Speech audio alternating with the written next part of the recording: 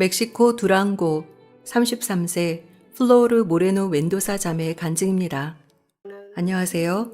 저는 오늘 구원을 받았습니다. 예전에는 느낄 수 없었던 것들을 이제서야 마음으로 느끼게 되었습니다.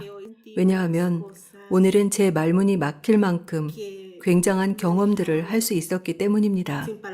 지금 제 마음은 너무나 깨끗해졌고 그 많던 죄에서도 자유로워진 느낌이 듭니다. 예수님께서 저 때문에 십자가에서 죽음을 맞으셨고 그로 인해 저의 과거, 현재, 미래의 죄들이 모두 용서되었습니다. 오늘 깨달은 이 사실로 마음이 기쁘고 큰 평안함이 느껴집니다. 예전에는 느낄 수도 없었고 마음에 존재하지도 않았던 그런 평안입니다. 그래서 정말 기쁘고 모든 형제 자매님들께도 감사를 드립니다. 진심으로 즐거웠습니다. 모든 것이 감사한데 무엇보다도 하나님의 말씀을 믿게 되었다는 사실에 감사드립니다. 저는 요한복음 8장 11절 말씀을 통해 구원을 받았습니다.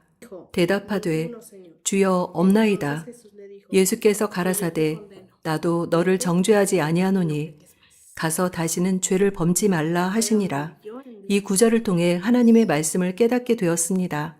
제 앞에 있던 모든 죄가 용서되었다는 사실을 알게 된 것입니다.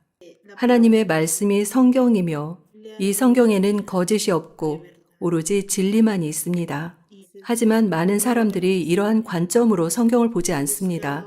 구원이 없는 다른 곳에서, 다른 장소에서 구원을 찾아다닙니다. 하지만 구원은 성경 말씀 안에 있습니다. 탕자의 비유를 통해서도 이 사실을 깨달을 수 있었습니다.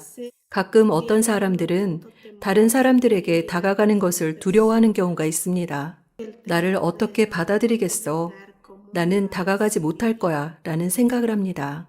어떤 면에서 우리는 이러한 생각에 붙잡혀 있으면서 나는 죄덩어리인데 어떻게 나를 받아주시겠어? 라고 생각합니다. 하지만 저는 오늘 깨달았습니다.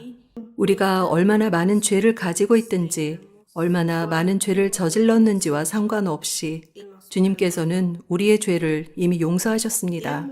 주님은 우리 죄 때문에 십자가에서 돌아가셨는데 그것은 바로 모두의 죄를 위해서였습니다. 너는 죄를 짓고 있어 라고 말하는 것은 너무나도 쉽습니다. 하지만 설교에서도 말씀하셨듯이 너라는 말보다 나의 죄라고 말하는 일이 훨씬 어렵습니다. 하지만 나의 위치를 인정할 때 바로 무릎을 꿇을 수 있는 것입니다. 왜냐하면 우리 모두가 죄를 지으며 살고 있기 때문입니다. 그리고 무엇보다 낮아진 마음으로 주님께 나아갈 때 구원을 주시는 하나님의 말씀이 우리에게 오게 됩니다. 좀 전에 말씀드렸듯이 다른 어떤 곳에서도 구원을 얻을 말씀을 발견할 수 없습니다. 왜냐하면 오직 하나님의 말씀 안에서만 구원을 얻을 수 있기 때문입니다.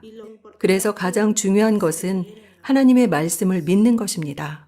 이제 진정으로 하나님의 말씀을 믿게 되었습니다. 말씀에는 거짓이 없습니다.